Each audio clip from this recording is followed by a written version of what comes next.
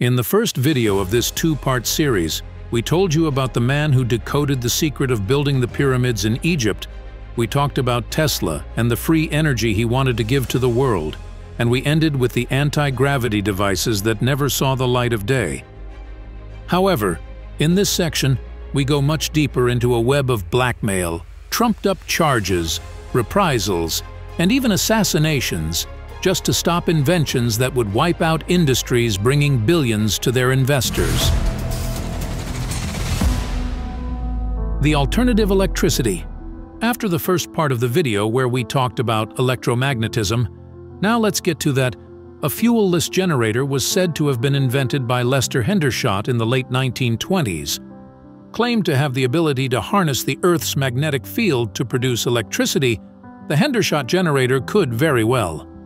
The mainstream scientific community never validated its effectiveness, and it remains a subject of curiosity among enthusiasts of alternative energy technologies. Interestingly, today you can find hundreds of YouTube videos in which amateurs recreate the Hendershot generator and apparently show that it works. However, why those who should be seriously interested in this do not do so, we have no answer. Humanity's search for alternative and sustainable sources of energy drove many scientists to create incredible inventions that pushed our understanding of the world.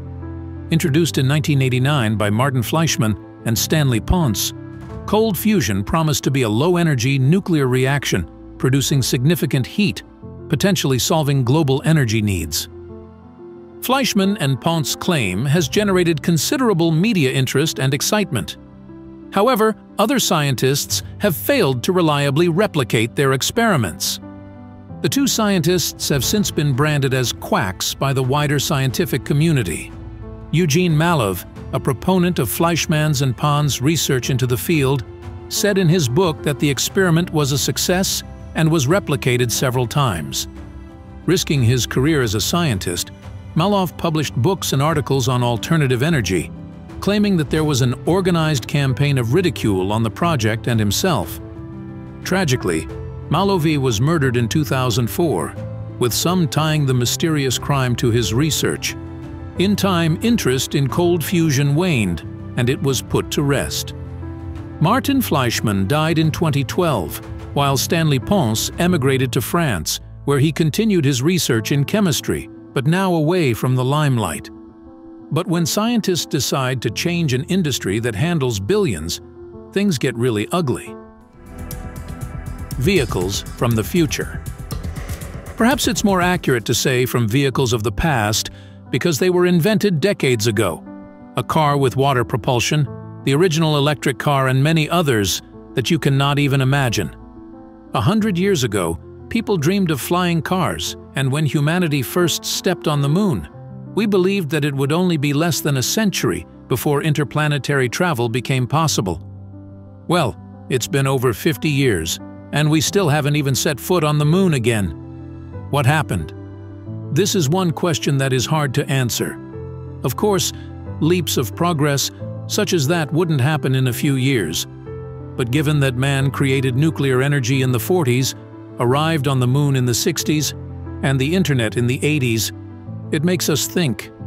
Heck, the first successful flight was in 1903. Why the slow progress then?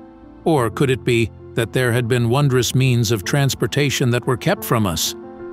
As you can guess now that you've watched this far, it turns out that there were plenty of technologies that we thought were recent developments but were actually in existence for decades now, with some going as far back as the 1800s.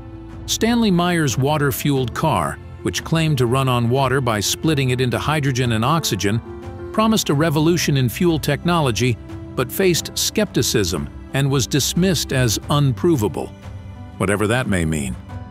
In 1998, in the parking lot of the restaurant where he had just met Belgian investors, Meyer died. His brother was the only witness to his death and says that Stanley's last words were, "They poisoned me." The official forensic report lists the cause of Meyer's death as a brain aneurysm. Whether they were investors or the big oil companies who would lose their huge profits if the cars could be refueled remains in the realm of conspiracy theories. In 1941, Ford constructed a car created from biodegradable cellulose strands of hemp, sisal, and straw. It was powered by hemp ethanol. In a 1925 interview with the New York Times, Ford said, "The fuel of the future will come from the fruit. There is a fermentable fuel in every vegetable. There is so much fuel in a year's crop of a field of potatoes that it would be enough to power all the machinery for the cultivation of the field for the next 100 years. Why has this vision of the future not been realized? Hemp, for example, has been the subject of so-called fringe research as a sustainable alternative to fossil fuels. Unfortunately, because of the restrictions placed on it as a drug, all this has never been seriously considered. Williams' X-Jet was a vehicle you've probably never seen before. Developed in the 1970s by Williams International, the X-Jet was part of a class of vehicles known as flying platforms. The X-Jet was designed to be a personal VTOL, vertical takeoff and landing device capable of hovering and maneuvering in any direction, including sideways and backward, making it quite unique in the realm of aviation. As you would have expected, this very neat means of transportation never entered mass production. After all, these are nice technologies, but nothing is better than a long life in constant health. Medical miracles taken away from us. The medical field is not without its own tales of suppression. As far as we know, there are tons of terminal illnesses that has no cure, particularly cancer. Given how it has taken many lives and destroyed countless others, finding the cure for these diseases is the goal for many scientists and inventors. Ozone therapy and TENS, transcutaneous electrical nerve stimulation, offer alternatives to conventional treatments but have faced significant scrutiny and regulatory hurdles. Royal Rife's devices, which he claimed could target and destroy cancer cells with specific frequencies, were met with fierce opposition and were forcibly shut down, leaving questions about their potential effectiveness. Royal Raymond Rife was born in 1888, a physician, biologist, and physicist from San Diego, USA, considered to be the most versatile genius who ever lived. He received 14 awards and the title of Honorary Doctorate of the University of Heidelberg. Rife discovered that the principle of resonance, which opera singers use to break glass, could also be applied to fight over 500 diseases. Knowing the frequency of diseased cells, he irradiates them and destroys their membranes, and then the body itself abstracts the unhealthy tissue. To prove his point, the researcher cured 16 patients in the final stage of cancer. In 1934, the University of Southern California appointed a research committee to follow up on the treatment and, after 90 days, to examine the patients if they were still alive. 3 months later, doctors and pathologists found that 14 of the patients had been cured. After 4 weeks, the other 2 were completely healthy. In addition to cancer, Rife could also fight off rheumatism, asthma, smallpox, epilepsy, tuberculosis, syphilis, leprosy, streptococcus, and even AIDS in Dr. H's more recent developments, Clark, and many others. On November 20th, 1931, 44 of the most respected physicians in the country gave a banquet in his honor under the banner, "The End of All Diseases." But Rife's scientific theories and his methods of treatment began to make him enemies. By 1939, nearly all of these prominent doctors and researchers denied ever having met him, and on the eve of the conference at which Dr. Rife's research results were to be announced, his benefactor, Dr. Milbank Johnson, a former president of the Southern California Medical Association, was fatally poisoned, and the papers disappeared without a trace. After learning of Rife's accomplishments, the head of the AMA, American Medical Association, at the time, Maurice Fleischmann, used every means and all the power at his disposal to stop Rife's research and work with the device. Much of his documentation was stolen and his microscopes were destroyed. At the same time, the Burnett Lab in New Jersey, which would have confirmed Rife's research, was burned down. The sole company, Beamray Corporation, which manufactured the parts for the microscope and the instrument used in the treatment, was forced into bankruptcy through a scalpel lawsuit. The final blow for Rife, however, was when the police illegally raided his lab and confiscated all remaining information covering his decades of work.